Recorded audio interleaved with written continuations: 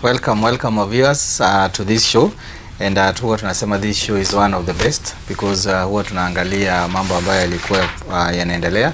It is called Beyond the Headlines. We are always here to see what has been happening, to address it, and also try to see some of the solutions that we can have.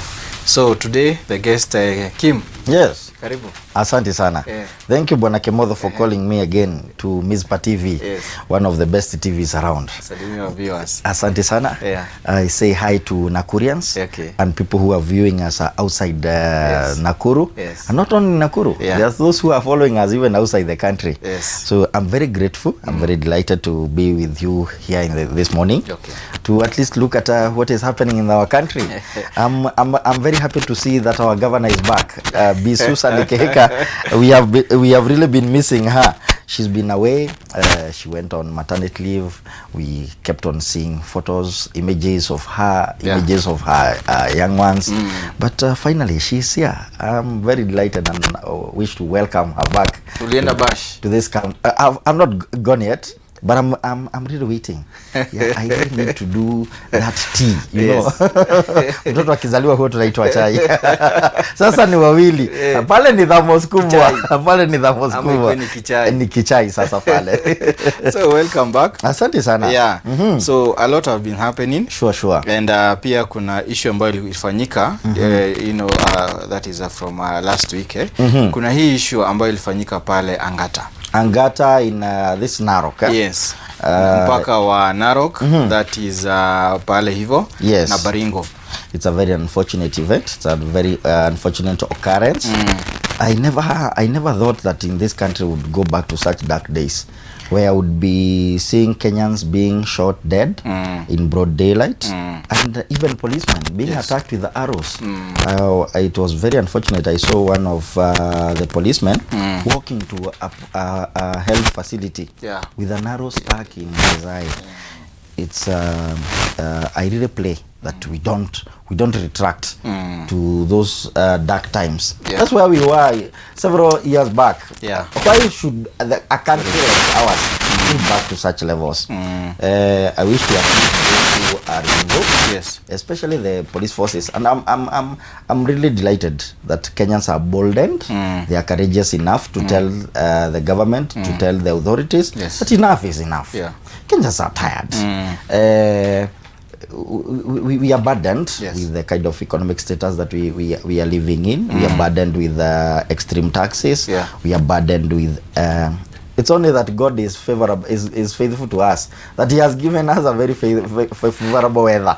Otherwise, I don't imagine the kind of burden that will be on the shoulders of Kenyans. But we will still pray because we are believers. We still pray that God will have solace, will bring solace to the hearts of the Kenyans, especially those who have been hard hit by land grabbers, whoever they are. And I want to speak to them. Isn't there enough land for all of us? Honestly, why should you acquire everything just like the Bible states? What will it benefit a man to own the entire world and lose the promised land?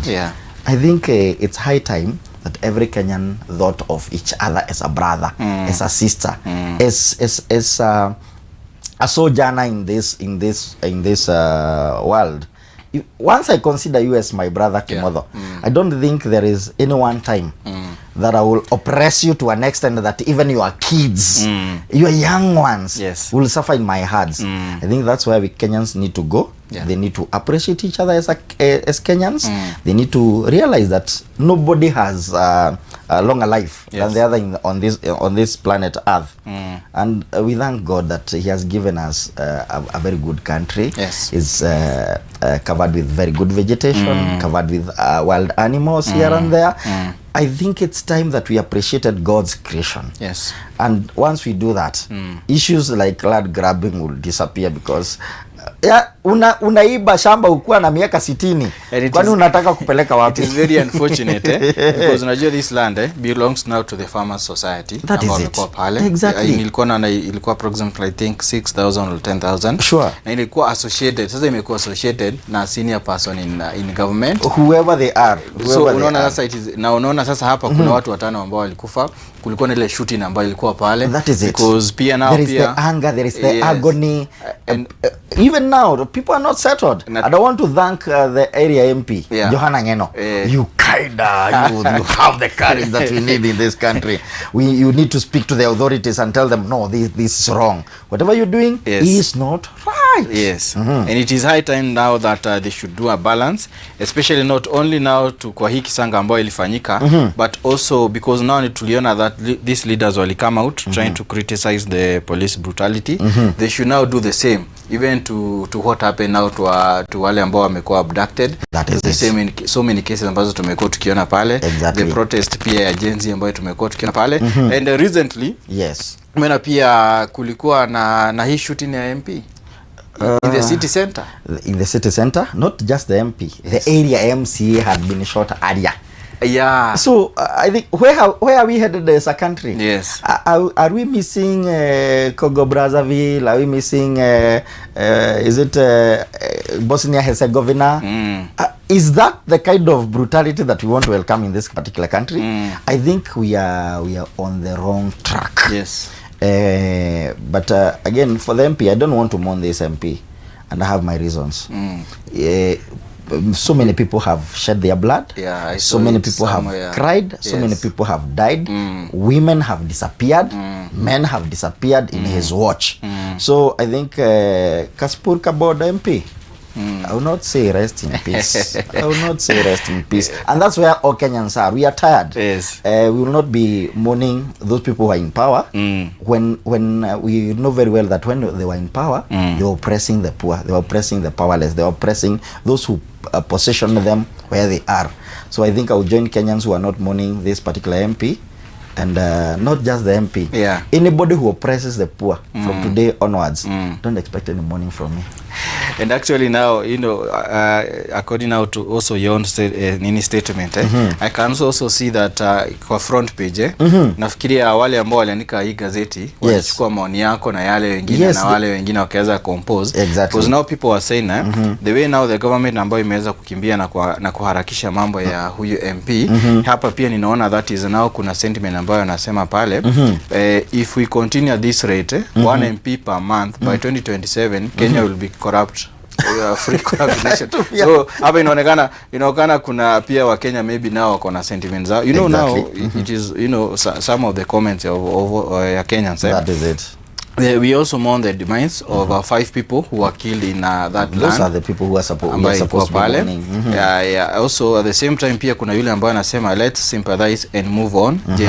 Gen Zs are used to abduct themselves. Unajua that's a very stupid remark. Kuna some of the MP. Actually this was a remark from one of the MPs. One of the MP ambaye alisema it is the Gen Z ambao wanajiabduct. So hapo how can an 18-year-old girl abduct herself when she's just demonstrating, holding a Kenyan flag, a bottle of water, and a smartphone? So pia kuna anga ambayo pia inatokana na unajua sana the Kenyans kulingana na vile anasema. So anasema pia huyu alijishoot. So hiyo ni comment ambayo mtu mmoja anasema. Even the MP, just like the Gen Zs were abducting themselves. Kasipur Kabod MP, why did you shoot yourself? Even so you expect us to mourn? That is the comment about anasema. I have read several stories about this guy, and I can say that he was a henchman. His death was planned for long. We don't need to mourn when the people of Kasipul and Homa Bay are celebrating the sympathies and move on. So unaona kulingana na yale mambo ambayo yako pale. A child was shot 7 times in Rungai, and someone asked but he is alive. Another one said that people are abducting themselves. A day after BBC report, one MP said people died every day. So ukiangalia hapa pia watu wako na statement zao, because you know people are angered. Just the same way now you have also tried now to express yourself. Because now people wanaangalia hapa, especially now kuna hii report ambayo ya BBC ilikuja, nikena pale Yes. Na tukaona some of the MPs wakijaribu kuidiscuss. Tukaona kuna wale ambao wana support the report, kuna wale ambao walikuwa pale waki experience, because I remember during that protest kuna one of the person alishutiwa. So watu wakachukua huo mwili wakapeleka pale the gates of the parliament. Some of the MPs wakakuja wakaweza kuiangalia, na kulikuwa na ile mambo yalikuwa pale. Kuna some of the MPs pia nao tuliona wakidiscuss. Kuna mmoja pia alikuwa anasema hii ni mambo ya the British, sijui ni mambo ya nini. So ukiangalia hiyo report haikuangaziwa sana. Nao sasa hizi imefikana ya kwamba kuna one of their colleague ambao amekuwa affected, because kama huyu alikufa wakati ametoka, that is alikuwa tu shughuli za kikazi. Alitoka pale parliament around 6 pm. 7:30 alikuwa iko hiyo roundabout ya City Mortuary. Then the shooting ikafanyika pale.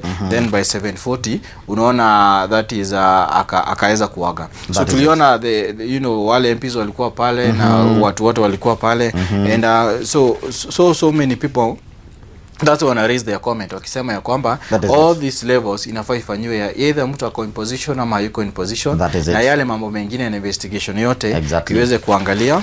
Also at the same time pia unajua pia hata tukiangalia haya mambo yote pia the family bado ina mourn, because bado unajua huyu ni mtu wao, huyu alikuwa mzazi, alikuwa baba, alikuwa hata kwa the same constituency, alikuwa anategemewa pale. Unajua sasa ime restructure mambo mengi, but at the same time ukumbuke pia yeye pia na yeye alikuwa anasema hii mambo alikuwa anaona ikifanyika. Kuna attacks zilikuwa zimekifanyika pale. Anaenda kwa functions na mambo yale mengine ambayo alikuwa pale. So ni kitu ambayo inafaa iangaziwe, because unajua he's not the first person ya mambo kama haya kufanyike. Kumbuka tulikuwa na JM Karaoke tambo, kuliko pia tulikuwa na Pinto ambao pia alishutiwa. Yes. Unaona, so kuna pia Mugambi, that is Mugambi pia that is Mugambi Were. So unaona kuna mambo ambayo yamekuwa yakiendelea ambayo inahusiana na the leaders. Maybe kuna mtazamo fulani, kuna mambo fulani ambayo yanafanya nini, anaangalia. So this needs to be looked upon.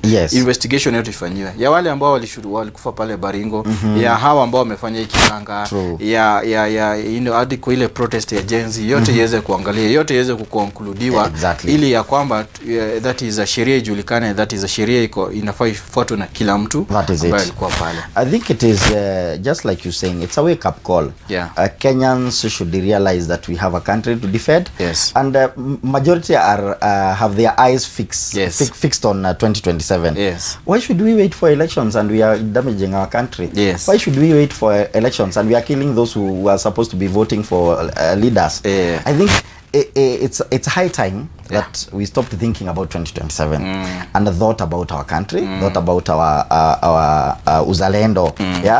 How much do we love our country? How much do we love each other? I think that's where we are, and it's a wake-up call. And for those who are Christians, even those who are religious and are not Christians, I'm appealing to them that it's high time we prayed for those who are in leadership. In majority of the cases, Bwana Kimotho, we have always prayed, God, tuondolee atuori. Mungu tuondolee Kimotho, Mungu tuondolee Kimani wa Kimani. But we have never prayed, Mungu badilisha Kimotho, Mungu badilisha Kimani wa Kimani. He is oppressing us. Kimotho is killing the Gen Zs. Kimani wa Kimani is shooting on his own constituents. I think it's high time that we prayed that God give us what we deserve. Because again, we do not know what we deserve. We do not know the kind of anger that we have placed between us and our God. I looked at that BBC expose. One thing I don't like things that are coming from Britons. I don't like stuff that are coming from our colonizers. The same kind of video we were shown by the Gen Zs who are protesting. They were covering everything live. Why should we rely on a foreign country to come and disturb us when we already have peace? Do you know a BBC icon everything? They didn't have everything. Just something. In actual fact, I saw it. It was I call it stage managed. Why did it avoid people like Kasmuel, people like Morara Kebaso, people like? Why did it segregate those people who are anti-government and those people who have already joined the government? I did not see Kasmuel there. Yet I saw him run away from the policemen during the protest. I think Kenyans, it's high time that we relied on our own.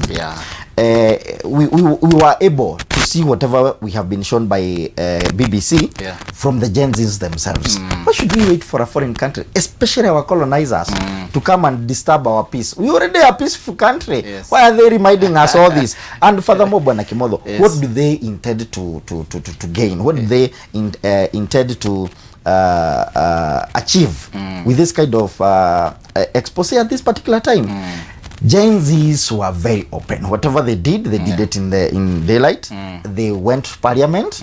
Okay, the only thing I think the BBC expose has to give us is the narrowing down to KDF, which again asks a very big question to our country and especially the security team.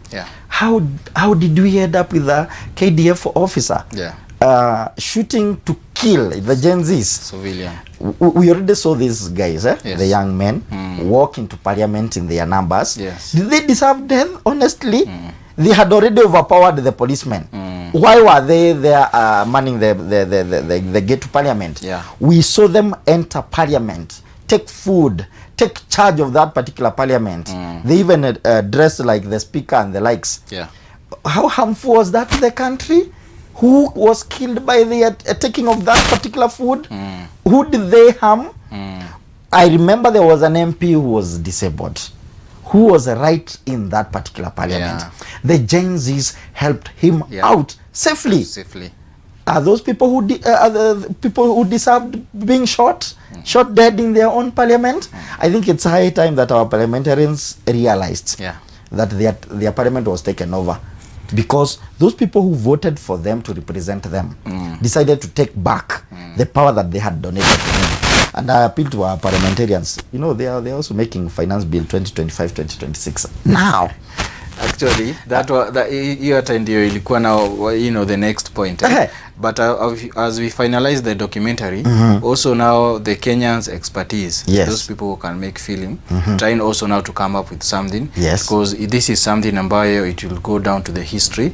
So come up with something to the archives, ambayo maybe can be well documented, even if that is what happened, because unajua tumekuwa tukiona what happened in South Africa, what happened in Rwanda. So ikuwe well documented, ikuwe well featured, iache kuonesha just few activists. That is it. Tuliona pale, exactly. We need a detailed stuff, and we already have those videos with the Gen Zs. Kenyans wakitoa selfie ambayo walikuwa pale.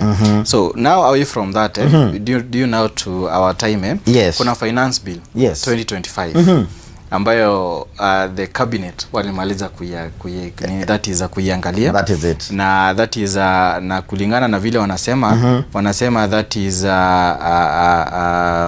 the cabinet earlier this week approved the finance bill, assure that it had no new tax that is measures, and it's instead said it had revised overall spending downwards as it ought to reduce budget deficit. I think even before they think of not taxing us anymore, that's a relief by itself.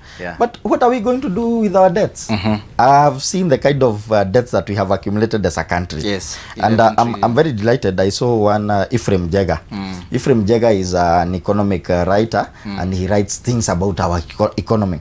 And he has suggested that we need to take a bill to parliament to define our public debt. What's this that we call our public debt? How did we get where we are? We're already in a deep hole. One, do we consider only all the monies that we have borrowed from the Western, the China, and the other countries as debt? Kimodo, you are a contractor. I know you have done a few roads here and there and a few classrooms in this county of ours. Maybe if not in Bahati constituency, in a Nakuru county. Are you not a debtor? Are you not owned some debt by this particular country of ours? Why are you considered in the public debt? Are contractors considered in the public debt? Because pending bills should be accumulated together with the public debt.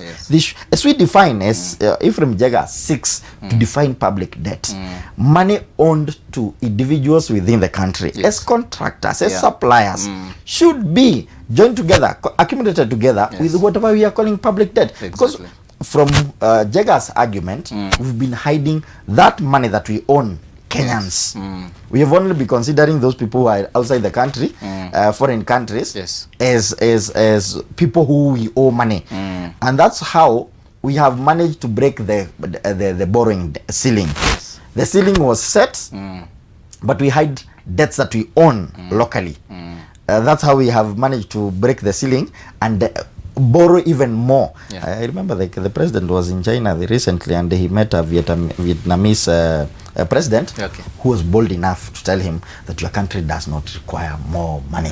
It requires more power. It doesn't require microphones. Switch off the microphones, switch on the power. So as we wind up, we saw this discussion going on in our parliament, so we are really hoping that they are going to go do due diligence to it, and also at the same time now trying to say what they say is actually now what is there. So there are so many that has been happening. Pia tuliona jana Labor Day ilikuwa imefanyika pale. So we are really hoping that goodies are going to come, and good things that are going to happen. So as we wind up, so we can say something to our viewers. Asante, I want us not to burden the government anymore. Let Kenyans of goodwill chip in, help Kenyans grow. I was in Joro just like the other day, yesterday. I was meeting our former friend, Philip Rotich, former MCA, who was in charge of people living with disability. He's been unwell. He was discharged the other day. So we met him yesterday. We were encouraging him in Mauche. And we met with several other leaders. And one thing that we all agreed is that let's help each other. Let's not wait upon the government all the time. I think God in his creation made sure that in my neighborhood there is a Kimodo who is well up. Just like in Bahati, there is Mheshimiwa Manabe who is blessed. And he's reaching out to those people who are vulnerable, those people who have little to eat, who have nothing to eat, or nowhere to hide, nowhere to host themselves. And he's doing shelters for the vulnerables. He's helping the poor. He's helping people living with disability. That is the spirit. That is where we are supposed to be as Kenyans. Let's love each other. Mizpah TV, thank you for being on the forefront in preaching peace, preaching harmony, preaching the word of God, and telling Kenyans that hakuna mwenye anafaa kuliko mwingine. Mungu alituumba sote tukiwa sawa mbele ya macho yake. Asante sana kwa kunita katika studios of Mizpah TV. I'm very delighted to be with you this morning. Thank you so much, Kim, for coming and giving your views. Thank you so much, our viewers. Remember that this program is called Beyond the Headlines. You can also leave your comment there. Tell us, give us your views, what has been happening, and everything that is any thought that you have. Remember also to be always on the light to see what is happening in our nation. Participate on it. Thank you so much. Have a blessed day. Nawaambia tuoli ende nyumbani. Sasa tuchukue uoso. Asanteni sana.